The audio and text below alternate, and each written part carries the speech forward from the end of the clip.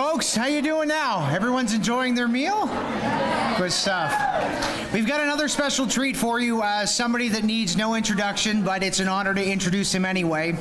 He is a 2022 Olympic gold medalist and the current coach of the Canadian national women's ice hockey team. Ladies and gentlemen, Troy Ryan.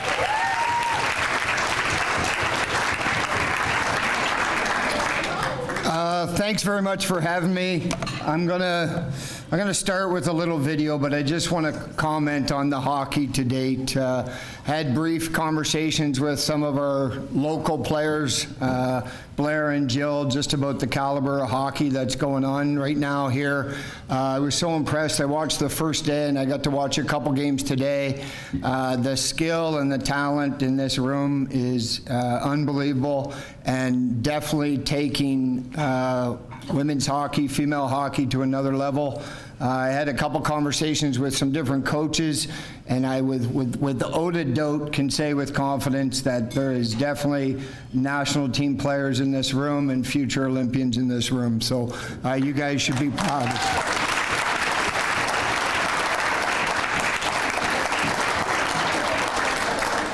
This is not going to be your normal speech. It's a little bit of, we got some video from different people that sent it in, so I tried to build it into the speech.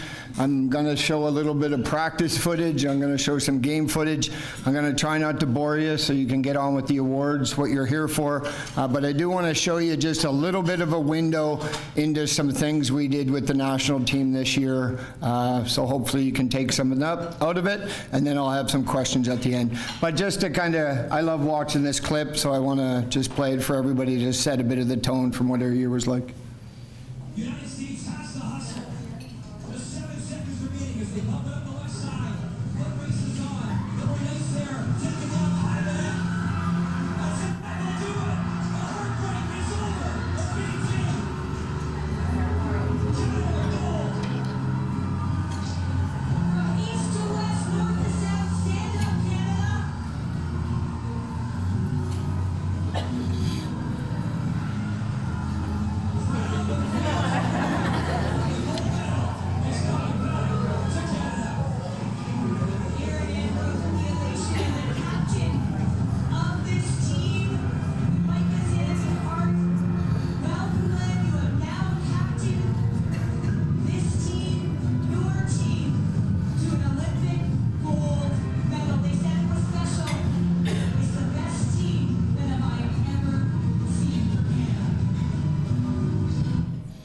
So obviously a pretty special moment. I think selfishly for me, it was something that I never envisioned. Being from Nova Scotia, I never ever thought I'd have an opportunity to be at an Olympic Games.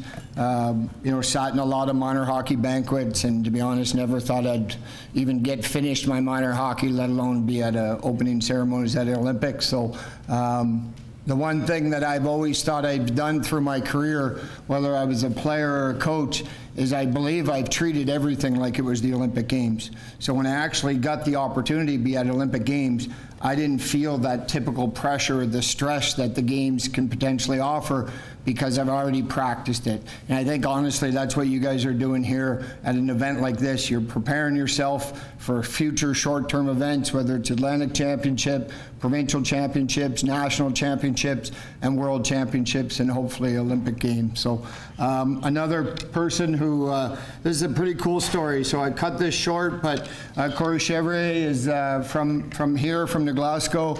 She was my assistant coach at the World Championships. I was also my assistant coach at the Olympic Games. And I know everybody in the room knows how difficult COVID was. Corey actually didn't get the opportunity to come to the Olympic Games because she tested positive right before the Olympic Games. So it was part of our championship, world championship. And what she did to still have an impact on the program is she flipped her clock 12 hours, got her dress clothes on like it was game day, and we still had her run forward sessions, line meetings. We did penalty kill sessions. She still was in charge of her penalty kill the whole time. So very impressive, the sacrifices she made. But she wanted to, where it was in her hometown. I think I was actually the second person they called. They probably would have preferred to have Corey being in her hometown. But she's in Germany, actually. She just finished. She's actually with the men's Team Canada at the U18 World Championship. So she's building a pretty impressive resume and has sat in these seats that you guys are sitting in. So she wanted to say hi. Hi everyone, Corey Shepard here from New Glasgow, Nova Scotia, so welcome. Congratulations to all of the teams who have made it here this weekend. I think about some of the teams that I've been a part of growing up, and you must have a special group to have made it this far in this season, and I really recommend all the athletes to take a minute to appreciate where they are. To say thank you to the coaches, the support staff, and the families who made it possible. Their dedication and energy, getting you here this weekend is definitely something that should be noticed and valued, because it takes a lot of work to make it this far, and especially from the athletes too. It takes a ton of work to get to this part in the season, and a lot of dedication and time from all of you. So congratulations to everyone for being here. So just to take you a little bit, so Our Way is just a team slogan. I'm sure a lot of teams that are here came with a bit of a slogan or an identity that you wanted to play under. Ours was Our Way. And what we wanted to do is we felt that our team, to some extent, since 2012, we haven't won a world championship until this year. And we found that there was a lot of pressure on these athletes, but also on the staff, to live up to the legacy of Hockey Canada. Hockey Canada won a lot of gold medals in the past, so we wanted to be comfortable with who we were and not worry about just keeping the legacy of Hockey Canada going. So one of the things we talked about was just being comfortable in our own skin. So how we practiced, the video sessions we did, how we acted during games, how we acted on the bench. And the only reason I want to put this up here, this is, if you were to ask our players, this motto and living up to it is 100% the reason we won the World Championships and Olympic gold medal. We stopped trying to be something we weren't. We stopped worrying about the Americans. We stopped thinking about Finland, and we focused internally on who we were as teammates and who we were individually. And I'm going to show a little bit of video here, and just to see the little logo here. So there's a pen here. And it's not just about, just we're going to throw a sign up on the wall and we're going to play our way. It was about writing your own story. And writing your own story was individual. It was your line, it was your D partner, it was your team, it was staff. It wasn't just the athletes. And they all bought into it. And I'm going to try to show a little bit of proof to this, which this actually absolutely shocked me.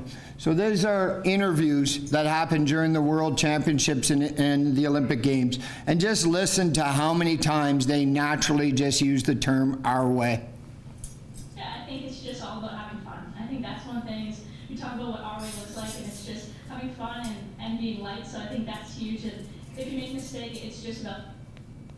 She said just about learning. You make a mistake, no big deal, just about learning. What we're capable of, we know how we want to play, we know what our way is, and I think coming back from 2-0 just brings our team closer, and we're excited to get it going for us.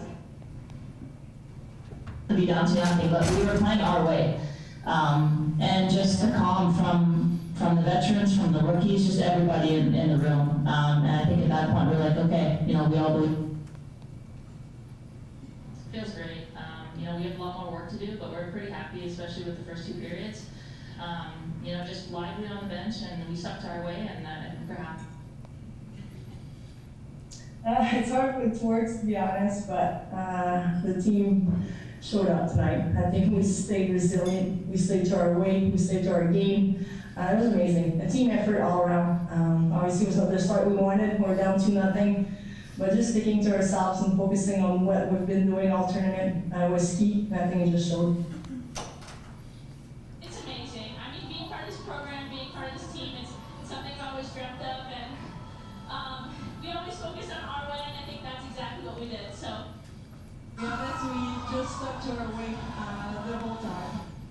So obviously you can get the point, but the reason I think it's so important to show that is their messaging is so powerful. Have fun, make mistakes, take chances, stick together, be relaxed, you know, be loose. And they honestly, a lot of times coaches will say that. It's so easy for us to say it. But if you kind of create a bit of a framework where those athletes actually believe it, that's way more powerful than anything I could ever do as a coach.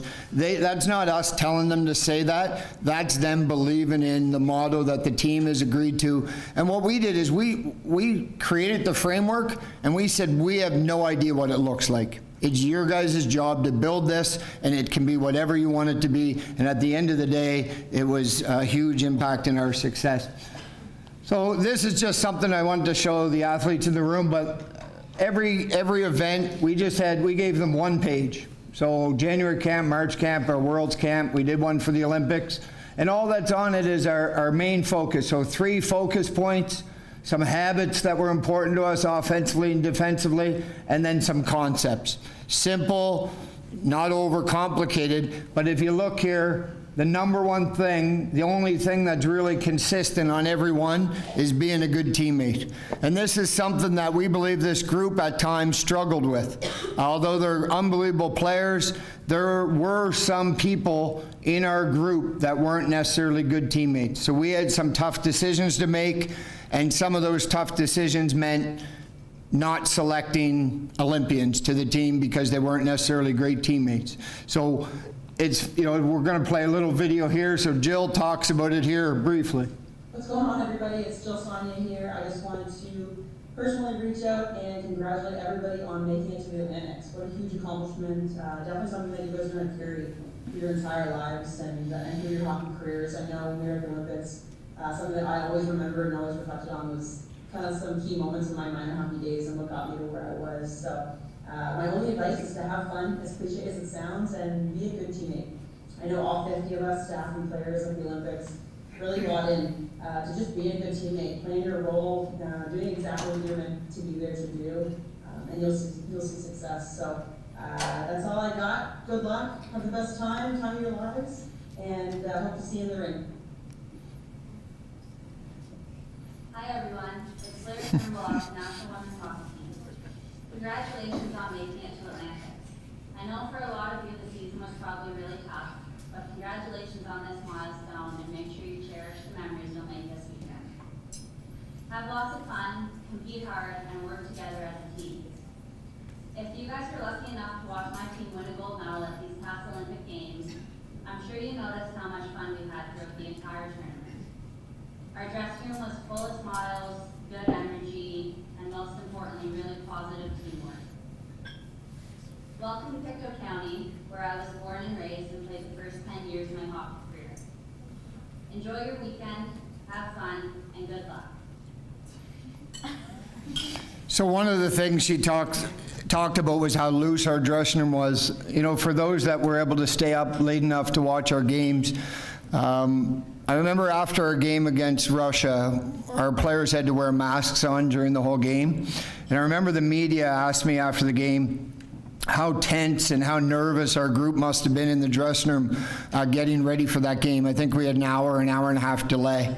And I remember thinking to myself, like, that media, they have no idea what type of group we are. They think we're in there gripping our sticks and being stressed out, getting ready for the game.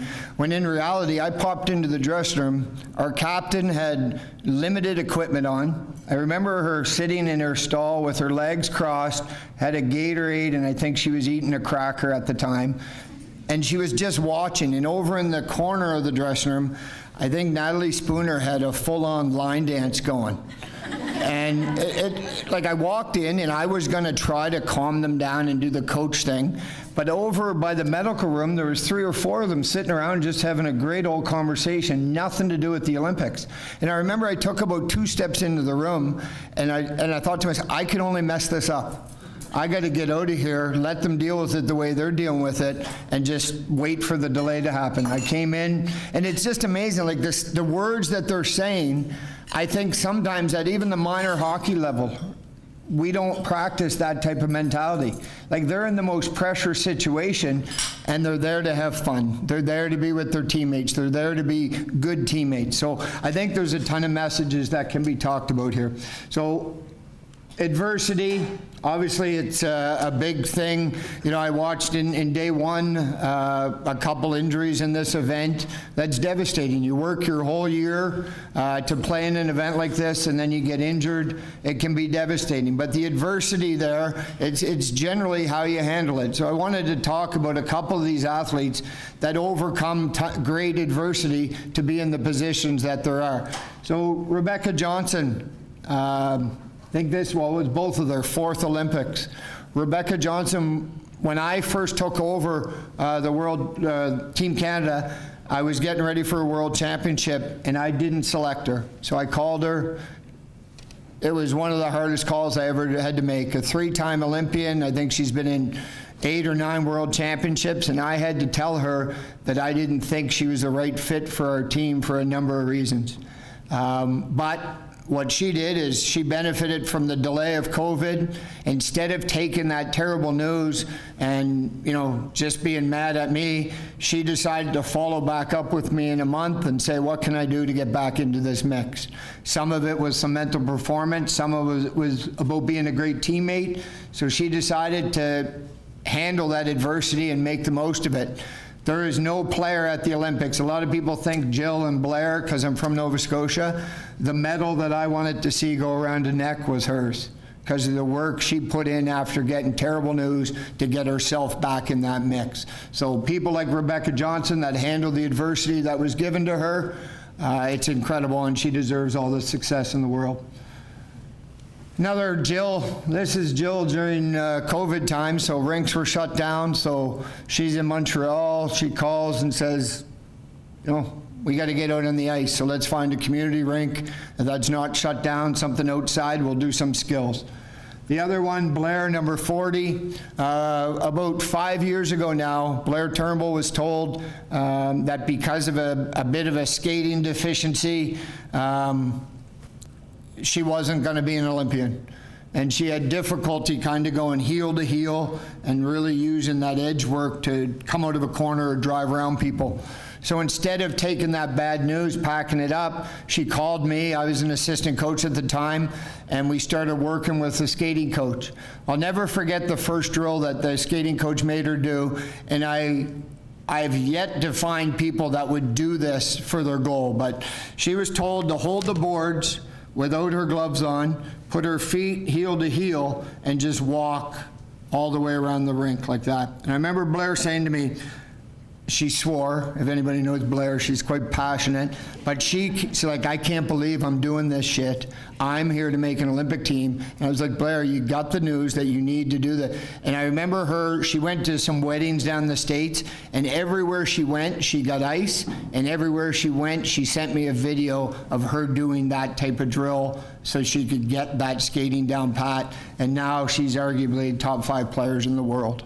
Played in 2 Olympics, just won a gold medal, and was a huge leader for us. So how you handle the adversity is huge. So Claire Thompson, a lot of people don't know her until this Olympics. Not invited to U18 camps, not invited to development team camps, gets invited to the senior team camp, breaks an Olympic record in her first year with the program for scoring by a D. Someone who was just told no her whole life, but is a multi-sport athlete who's very good physically, and just took her a little extra time to develop, and now we're scared we may lose her at some point because she's going to be a medical doctor. So just a high achieving all around, but if she took no when she didn't get those invites when she was 18 and 22, she'd never be breaking Olympic records. Another one, Sarah Nurse. Everybody obviously knows Sarah. She's unbelievable with what she does off the ice. She's a great teammate. The cool thing for us is one of the problems with our team, you know, that we felt as coaches is we felt we didn't have enough depth a lot of times, and we didn't have the depth down the middle. So Sarah's a left winger. We asked Sarah at World Championships to provide that depth for us down the middle, so we asked her to play center on the 4th line. She did so, it did not faze her one bit. I think she was a big reason why we won our world championships. But now come to the Olympics, we felt we had our depth established, so we made an adjustment 2 or 3 games into the Olympics. We moved Sarah back to left wing, put her on the top line, and now she doesn't do the defensive role she did at Worlds. She broke an Olympic scoring record with a position shift. But dealing with what some people would consider bad news, she took it in stride and used it to her advantage. Jamie Lee Rattray, people don't even know this, but was released from the program, was done, not playing hockey, not playing with the national team. I remember when I called her for the World Championship team to let her know that she was selected, she's like, Troy, I didn't play any games. How am I getting named to a World Championship team? And my exact comment was, we're making some changes for some people that are bad teammates. We're bringing back the good ones. And I get choked up thinking about it. So pretty cool. She's a world champion now, and Olympic gold medalist. The relationships, the time you guys spend tonight hanging out with each other at the hotel, all those things are so important. You can't believe how valuable they will be just for life, but also for future opportunities. Our staff, it's amazing. Our team doctors from Nova Scotia, our equipment managers from Moncton, our other equipment manager now lives in Halifax, our strength and conditioning coaches from Halifax, my assistant coaches from New Glasgow or Pictou County. I could go on and on, but it's all people that have met at similar events like this. We built a relationship, we grew a respect for each other, and then honestly, who are we kidding? We end up at an Olympic gold medal or Olympic gold medal event. So I remember, just a quick little story, Serge LeBlanc was our equipment manager. And I remember in the opening game, our players were a little bit nervous, but pretty comfortable. And he looked back at me to give me a knuckle tap, and he just said, second Olympics, who are we kidding, Troy? And I remember thinking, like, I did U16, U17, every different minor event with him, and now here we both see ourselves at an Olympic game. So the people you're sitting beside now, whether it's a coach or an athlete, they're going to be people that you're going to cross paths with moving forward. Okay, this is probably the real weird part of this. So I'm going to show actually some video, and some of it's for the coaches in the room, but I think there are a few athletes in this room that will take this, and it could be very valuable. It's very simple. I'm going to show a couple videos. So the first video, quick little stick lift. So player, it's the simplest drill ever. Go lift a stick and skate away. Something you would probably not even do at the minor hockey level. Stick lift, that's a drill. Next one, stick lift here, stick lift, in for a shot. Very simple drill. This one's more like a forecheck. So this player will go hard at this player, try to lift the stick and find F3. It's as simple of a drill as you could imagine. Stick lift, find F3.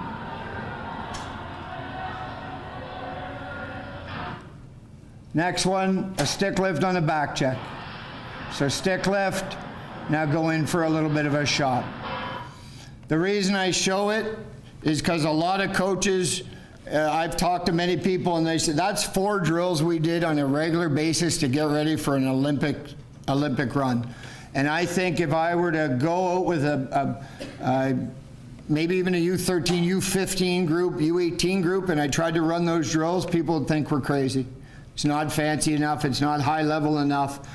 But then when you connect the habits you're trying to build into the game, so this is forecheck, a little stick lift, and then a back check stick lift for the gold medal winning goal.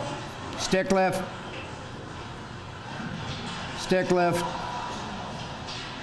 quick shot. So I'll show it from a different angle. You'll watch here, this player will get in, get a little stick lift, and then watch Poulin.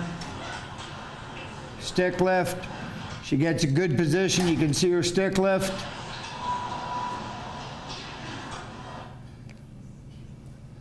This is probably the prettiest goal of the year. Poulin's going to try to make a pass here from dot to dot. this player's stick is in the way, this player coming behind decides to lift that player's stick to allow the pass to go through. One timer. So I'll play it again just for those who couldn't see it. Stick lift. This is a forecheck, hard forecheck, stick lift. Now she's in possession of the puck. Next one, best player in the world. A lot of players, offensive players, think they don't have to back check, think they don't have to play defensively. Watch the shark mentality she has coming back. She's just looking for a stick to lift so she can go play offense.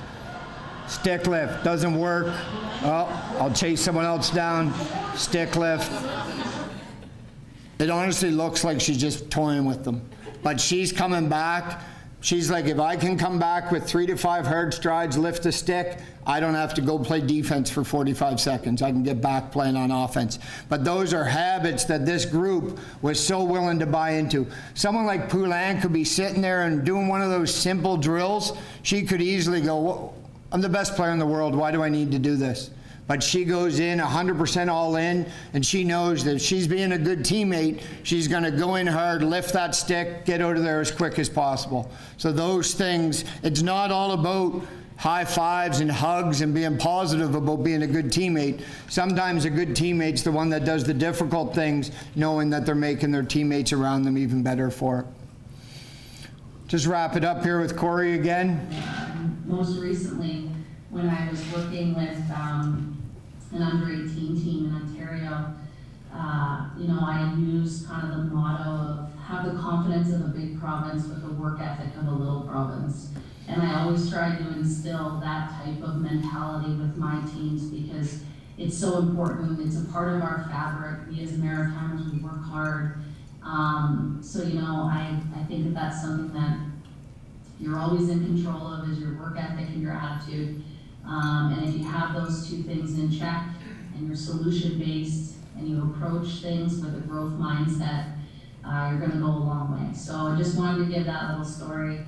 Good luck to all of you. I hope you have a great weekend and have so much fun. That's really, really important, is having a lot of fun. So I'm not going to go into all this, but the our way thing, I do want to kind of revisit it again because the only reason I think it's important to share with this group is, like, there's a lot of people in this room that will have a lot of decisions to make in the coming years. Do I go away? Do I stay home? Do I want to continue to, do I want to play multiple sports? And the best advice that I could give every single one of you is do it the way you want to do it. Don't do it because someone else did this. Don't go away because someone else went away and you think that's what you need to do.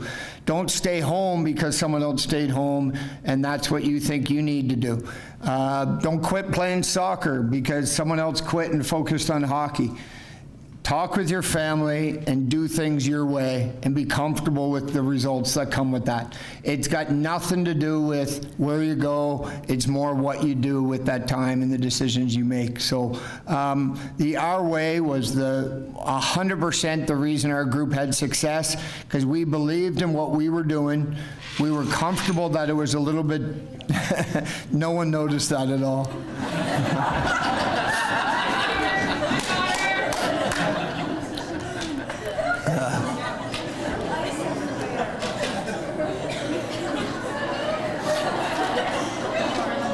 It's perfect segue. She's comfortable that she just dumped a bucket of ice on herself. I'm going to wrap it up.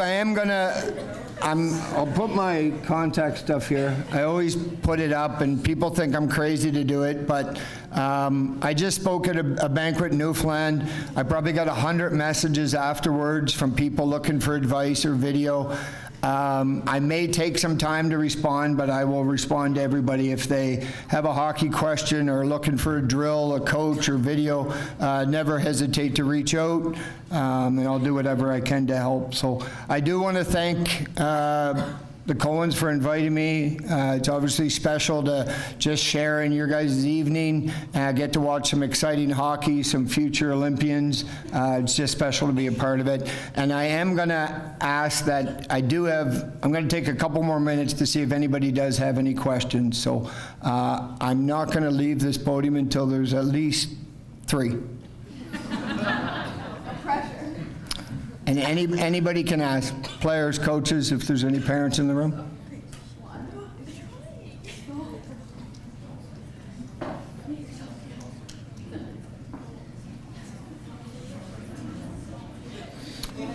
Anybody? Okay. Yep. Interesting story. Actually, coaches do not get them. I think you should all put a petition together. We actually don't get them. And I think it's because, like if you're an individual sport athlete, you may have 5 coaches. So that individual sport athlete gets a gold medal. How do you give it to 5 coaches? But what they do is they generally come up with a little bit of a replica medal. Really interesting story about a good teammate thing, but Jill and Blair, after our silver medal at the last Olympic Games, they asked me to go for dinner, and I went to dinner with them, and they actually got one made themselves. So they went to a fabric shop, got the ribbon, they got a metal shop to cut a medal out for me, and then they put it in a shadow box. So I don't think the IOC could top that coming from a coach, so I'm quite satisfied with seeing their medals around their neck for sure.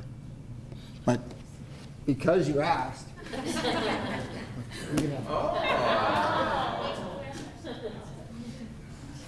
I don't have a bunch. Yeah, go ahead.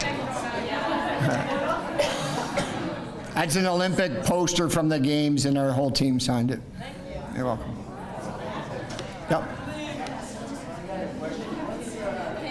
What's Renee's attitude, wanting to score that winning goal all the time? What's her mindset?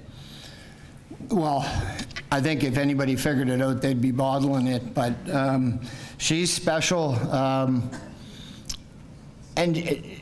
I think there's probably only a handful of people in all sports, male or female, that think the way she does. And she's challenging to coach as well, because you can't just give them a stock answer. She's prepared, she's dialed in. But I think what happens is someone like that just gets more comfortable when things get more stressful for other people.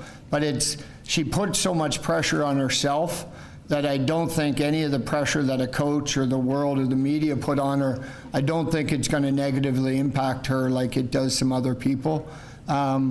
She's, like, as a leader as well, she's not necessarily the most vocal person, but she doesn't need to be. You know, she's got people like Blair Turnbull sitting beside her that if something needs to be said, Blair will say it. But everybody is so respectful of her because of how she approaches her teammates. She never makes anybody feel inferior, and she's so humble and just kind with the way she does it. It's impressive, to be honest, and it was challenging for me coming from, you know, being an assistant coach to how do I try to help her even get better. And the good thing about her is, though, she's the top player in the world, and she's doing simple stick lift drills, and she's doing it like it's a gold medal situation. It's so impressive. Yep. Go ahead. Oh, yeah, sorry. What made you want to become a coach in the first place? And like, where did you start to become a gold medal? Ooh, yeah. I became a gold medal coach on February 17th. That was the only, I never anticipated that happening. I actually coached, my first coaching, I was playing university hockey, and I was at UMB, and they had the women's program had a hiccup, and my coach asked me if I would help them out a little bit. So that was my first, but most of my coaching has been in the men's side. I coached junior hockey, college hockey for a number of years. And then Hockey Nova Scotia actually called me. They let go their Canada Games coach in 2015. And they called me to see if I knew anybody that would be interested. And I gave them some names, and those people weren't interested or not available, so they called me back and asked if I'd do it. And I find it's a simple little story, but I find it really funny. I coached in the men's game for probably, say, 16, 17 years, and you sometimes don't even get a knuckle tap. And this group of girls wrote a letter back to Hockey Nova Scotia nominating me for an award. So I was hook, line, sinker. I was done now. And then I coached the next year with in the women's game. And then Hockey Canada asked me if I was coaching guys or girls, and I said I coach both. So I've enjoyed it, but I've done it right since university. It's 20-something years. Yeah. What would you say the biggest difference between coaching boys and coaching girls? It's probably not the answer that a lot of people expect. I don't see a big difference myself. I think a lot of guys, and I would have been one of those guys that made a lot of mistakes early on in my career because I think I treated everybody the same, or I treated them like guys, and I think that a good coach will coach everybody individually. So there's some guys, like a lot of people think that girls are just more emotional and all those things.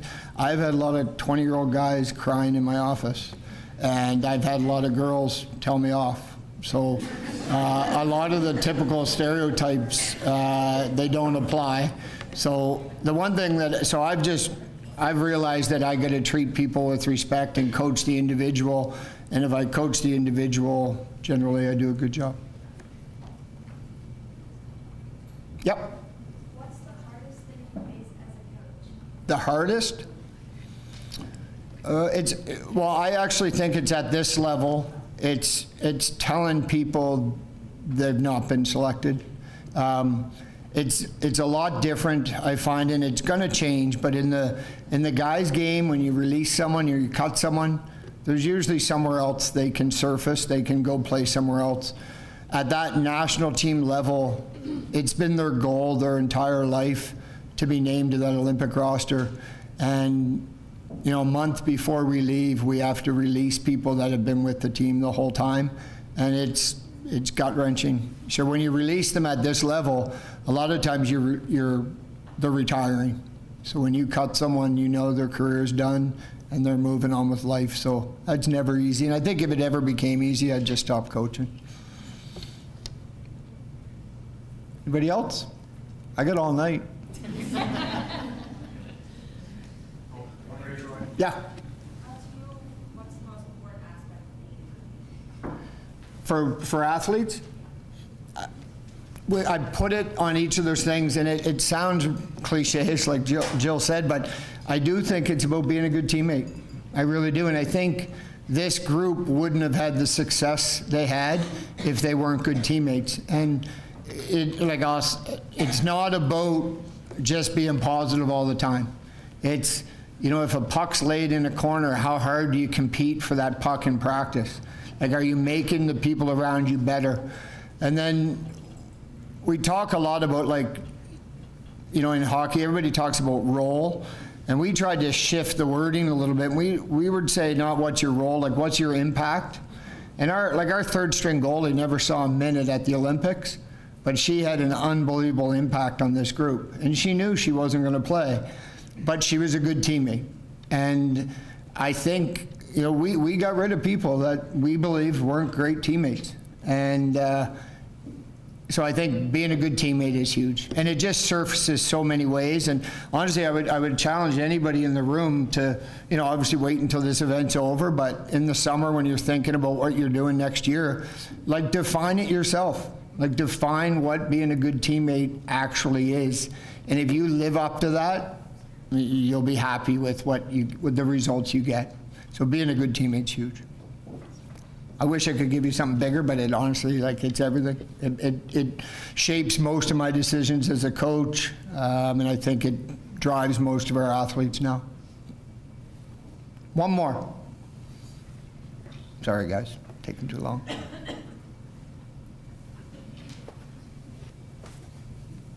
All right, 2 questions. Here we go. We got 2 more to give away. No, I got to give them to the people that are. Anyway, thank you very much. Good luck in the games tomorrow. Can't wait to watch, so good job.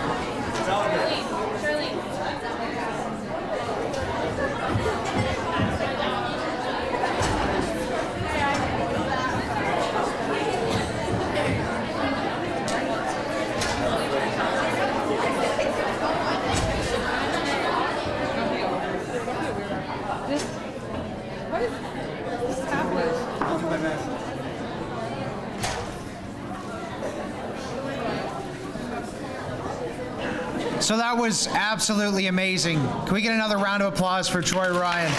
I'm sure we all learned a lot. And now it's a very special moment in every banquet. Time for the awards. Everyone ready? Everyone ready? So joining me, President of Funding Highland, Charlene, is going to help give out the awards. So when I call your name, stand up, walk over and take a photo with Charlene. Right? So without further ado, the first award is the top goal scorer. And that award goes to Brooke Williams.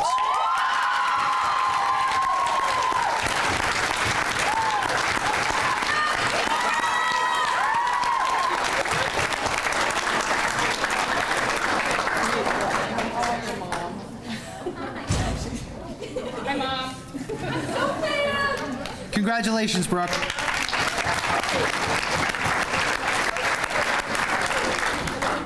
The next award tonight is the top forward, and that award goes to Brooke Williams.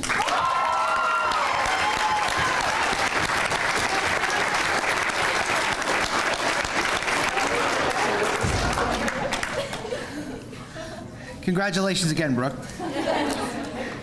The next award is the top defender, and that award goes to somebody from the New Brunswick team, number 8, Audrey Dagg.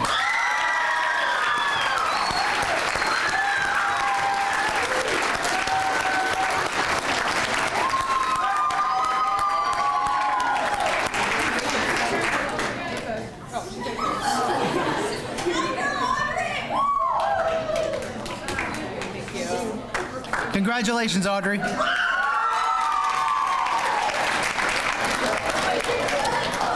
The next award is the top goaltender, and I've heard several comparisons to multiple goaltenders who played in the NHL and the Olympics. This person was absolutely fantastic. From Newfoundland, number 1, Jennifer Murphy.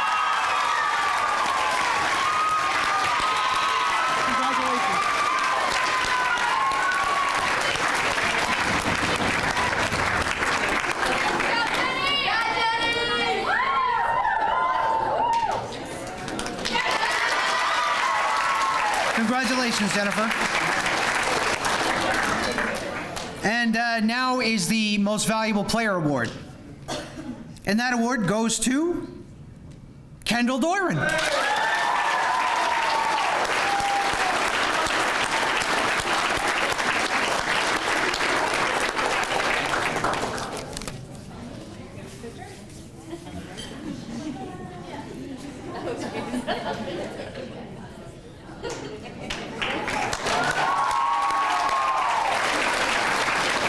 Congratulations, Kendall.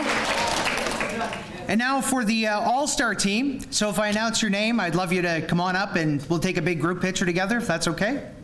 The first member of the All-Star team, forward from Newfoundland, number 15, Maria Groves.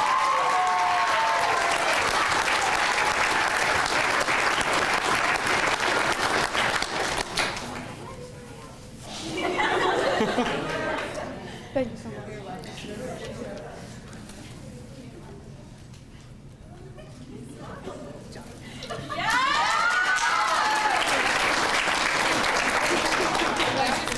Want to stand here? Second member of the All-Star team, also forward, number 8, Kennedy Vickers.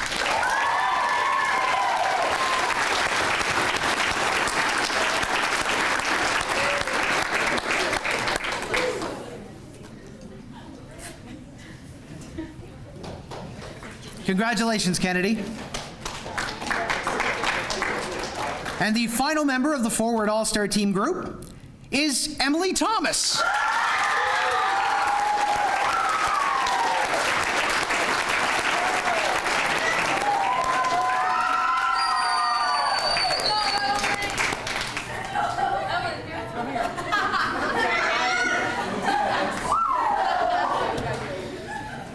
On defense, from Prince Edward Island, number 8, Callie McDonald.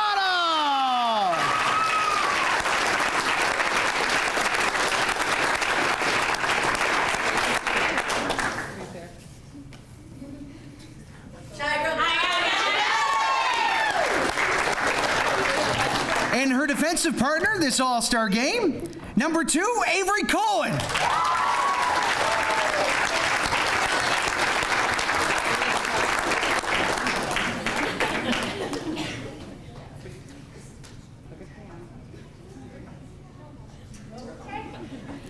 Come on, Pam. And but the other girls, I forgot to give you cards. Just come up and see me afterwards. But where do you want them to take their picture, man? I've got a goaltender first. You need a goalie. I'm new with this. I'm new. Sorry. And that goaltender from Prince Edward Island, number 1, Olivia Lowe.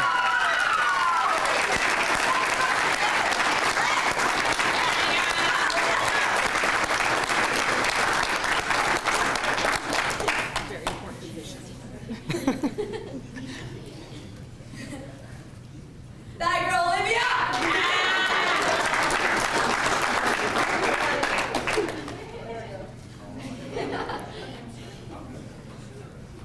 Folks, your U15 AAA Atlantic All-Star team.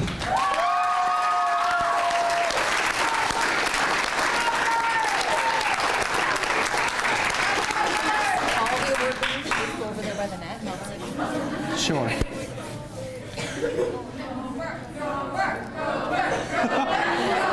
And I'd like to ask everybody who has won an award to go on over by the giant net over there so I can take some photos.